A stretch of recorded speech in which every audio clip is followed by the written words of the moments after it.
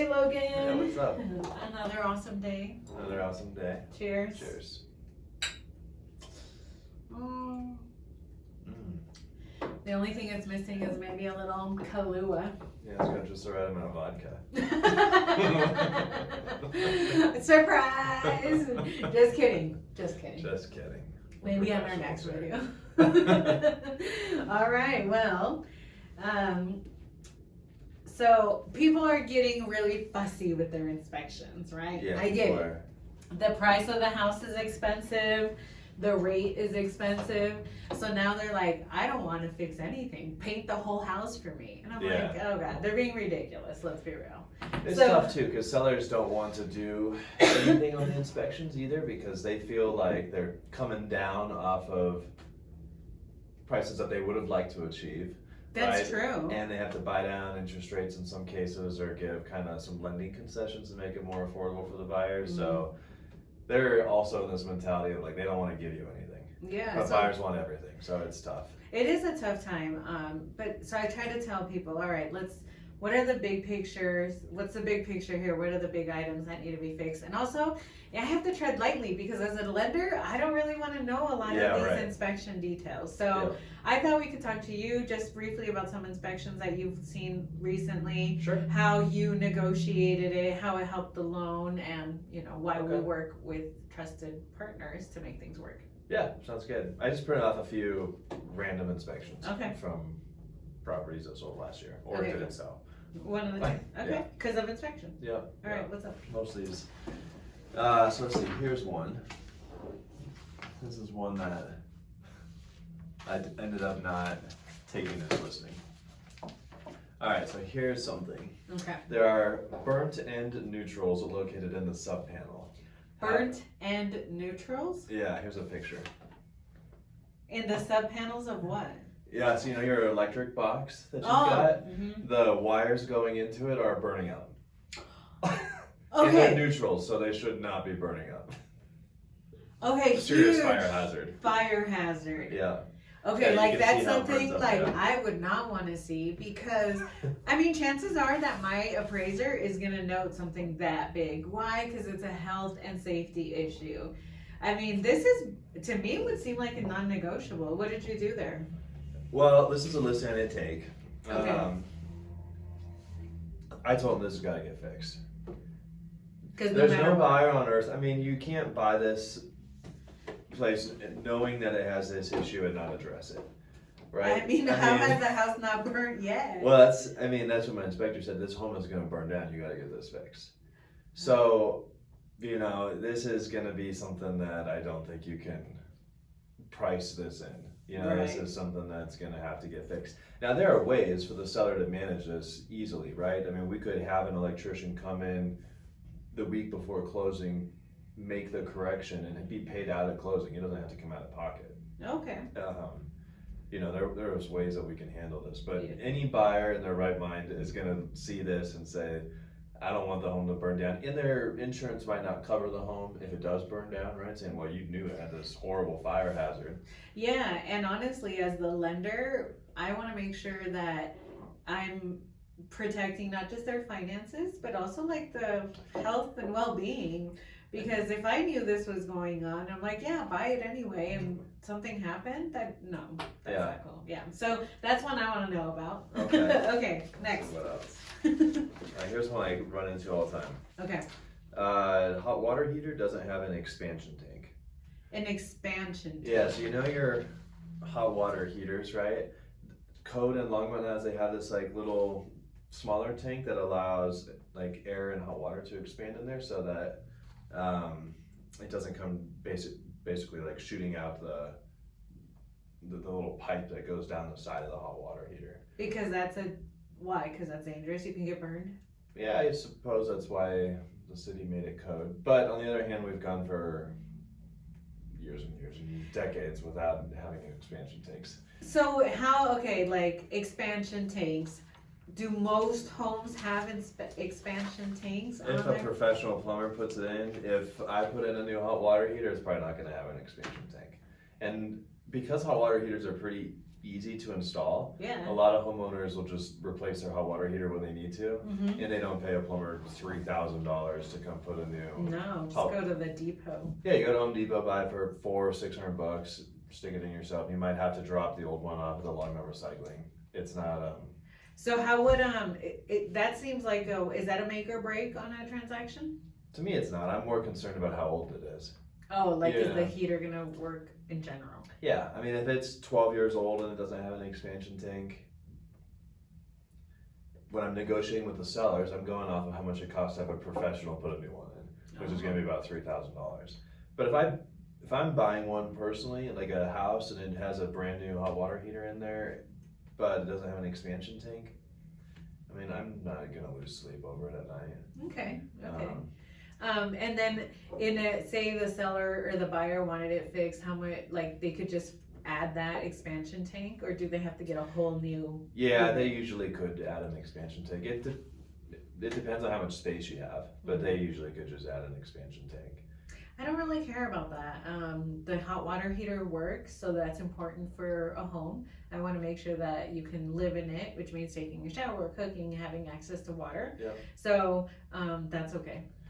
I don't want to know. It's kind of interesting because it's like a code issue, right? So, would you care if a basement was finished without a permit? Yes, I would. Okay. So how would you usually become aware of that? Because I'm not normally going to bring it up. Because I don't If necessarily. the appraiser brought something up, because sometimes when people do their own stuff, it's very apparent. And so the appraiser will say, hey, this hot water heater, this electrical panel is not up to code. And then that's like, hey, get us proof, that it is up to code. They get an inspection, and then they're like looking for permits of when people remodeled, and then there's no And permits. then there's no permits. Yeah. Public Records has it as an unfinished basement, but when Correct. you're selling it, it's Yeah. a fully finished Mhm. basement. So people ask me a lot sometimes if they need to get permits for it. And it's like, I mean, obviously you can do it without a permit. You can do But it's in anything your without best it. case, yeah. Yeah, oftentimes it could come up, and especially with insurance. If you finish the basement without a permit, you have a fire down there, your insurance Or might it not cover it. freaking floods, Yeah, Yeah. or a flood. Yeah. and they're like, what do you mean you added 3,000 square foot to your home without telling your insurance company? Yeah. That's a big deal. Yeah. Okay, cool. What else? Let's see. I just brought this for inspiration. What about radon? Home test positive for radon. I care about radon. Radon is gas that comes from the ground, right? Yep. And every house has some radon. Pretty But much in pretty Colorado. Yeah. I care about radon because it's a health and safety issue. Okay. But it's very easily fixed. Yeah. It's one of those things that can actually be fixed after closing. But it is common in Colorado to have radon issues. Yeah. Radon is pretty easy. I'd say about $2,000 or so, depending on how complicated the radon system is going to be. But almost always it's pretty easy. They find the lowest point in the home. Basically, they put a pipe down to the lowest point in the home, and there's a fan that sucks air out. Because radon is a heavier gas, so it sinks down to the lowest point. Fan pumps out the air out the side of the house, and that's about it. Oh. So they're simple, and if something goes out in them, you're usually talking about replacing the fan. Radon companies are very used to putting systems in and being paid out at closing, so That's not a make or break. no, it's pretty easy. And then, is there like only the newer homes have radon mitigation systems, or do most homes in Colorado already have it? Well, when you're buying new construction, the builders do not want to test for radon and often won't allow you to test for radon. So they have what's called a passive system, meaning they don't test for it, they just put the pipe in, and all you have to do to make it active is put in the fan. Oh. So new construction will usually have a passive system, not always. Resale, a lot of resale already has radon in it now because it's been around for a while. Well, it's been around forever, but now we've started testing for it in the last couple 15, 20 years, and a lot of homes already have it. And I think it's actually good if it already has it or you're testing and it comes back high for radon, because radon levels change over time. Oh. So I think you're better off to test and it's high and you put the system in, then you don't have to worry about it. Right. Otherwise, if you test and it's low 1 year, It just means like when you test in a couple years from now, it might be high. So Oh, okay. Yeah, I get radon mitigation a lot on the inspection resolution. It's not a big deal, but it is because it's health and safety. health So, and safety. okay. Okay. But we're not gonna, it's not a make or break Yeah. on a house. So that's not something that would make you cancel the loan. No. Mm-mm. So far, so good. All right. All right. Other than this house might burn down. I know. That's All right. bad. What about this? So, sellers. He started with a chuckle. Yeah. Well, the seller has stapled roofing paper to the top of the roof to cover up a defect. Okay, you guys, roofs are a big deal. I care about roofs. That's crazy. Okay, you couldn't see the picture, but there's like, I'll put a picture up. yeah, yeah, you can probably do Yeah, I it. can. I care a lot about the roof. That's protecting the whole house, okay? A roof is a monumental deal. I care. Number one, it's expensive, okay? I do not want my buyers to go into a property and then in 3 months they have to repair a roof. Number two, qualification is based on getting insurance. If you have a roof that someone has stapled missing chunks back to it, like, you're not gonna get homeowners insurance. And if you can't get homeowners insurance, you cannot get a loan. And if for some reason you find some, terrible insurance company that offers you a policy, it's gonna be like very expensive. So yeah, roofs are a huge deal to me. And So even if I cover the problem up, yeah, no, even if you cover the problem up, you know what? One of the reasons I love working with Logan is that when there is a roof issue, the biggest thing is you're gonna replace the roof, instead of repair. That's huge. yeah, I always when I'm showing my clients, there's 4 things I guess. There's like windows, because that's really expensive to replace all windows. Roof, foundation, hot water heater, to some extent, but more so furnace, air conditioner. Like the things, if I buy the home tomorrow and then this becomes an issue for me, I'm talking minimum $5,000 up to like a roof. You could spend 10? 40 grand. or more. Yes. If you're talking about a class 4 shingle roof or like T-lock shingle roofs. I see these all the time. It's like people have listed these for sale and the shingle's recalled. So you can't even get insurance on it. The shingle is recalled. Yeah, and they have been for a while and some of these roofs are still around. So just like replace it. Or get a quote in place and tell buyers, hey, we can't afford to replace it until we're under contract. But when we're under contract, I'm gonna have this roofer come in the week before closing. They'll put a new roof on it and we'll close. I mean, it's helping the seller because they're gonna get more money for the home. And I think it's giving the buyer some peace of mind because when you see that immediately and you're walking up to the home, you say, T-lock, I can't get insurance. Yeah. That's when it pays to have an experienced agent who can walk up to a home and go, this isn't gonna work right off the bat. I mean, just so you don't spend all the time and energy going under contract to have it all fall through for something that, you could have easily seen. Inspection too, or the roof is really, like you said, a high ticket item. That is a make or break for the loan. I think it's a make or break for people in general. And it's one of those things that is good to negotiate. If they can negotiate a brand new roof prior to closing, even better. The seller gets their money sometimes and they can't do it before closing. So then it's called this escrow holdback where we keep some of that seller's money, like 1.5 times, to make sure that work is completed, it gets recertified, and then the roofer gets paid and the money that was left over goes back to the seller. So those are a way to protect buyers, and make sure they're getting a good investment. Yeah. Okay. So, and something like this where they've stapled roofing paper over the top of the roof to cover up the issues, that's obviously not going to be a no-go. But what about something less obvious, like a little bit of hail damage? Not a lot, like not so much that somebody's saying, I'm not going to give you insurance on it, but it's came up on the inspection report. I think at that point it would depend if my appraiser, so the appraiser's job is to make sure that the house is worth what it is selling for. Sure. And if it's damaged on the roof, then that's going to affect the value. So if the appraiser didn't note it and that you got the inspection, and sometimes they even offer warranties or something like that, that's okay because it still has X amount of years of service into it. But if they can get it fixed, repaired, that'd be good. Right. Okay. But I don't really care about that. I don't want to know about it. Yeah. Yeah. Okay. So if it's little like that, we don't need to know. Okay, let's do one more so it's not too long. Okay.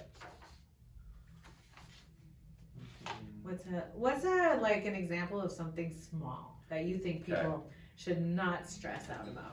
Weather stripping is in need of replacement on every exterior door, basically. What's weather stripping? Weather stripping is like the foam that goes around your door to keep wind from blowing in. How are you supposed to replace that? It gets old. Hey, this is the thing. In these inspection reports, they tell you everything wrong with the home. Okay. So the big mistake I think that people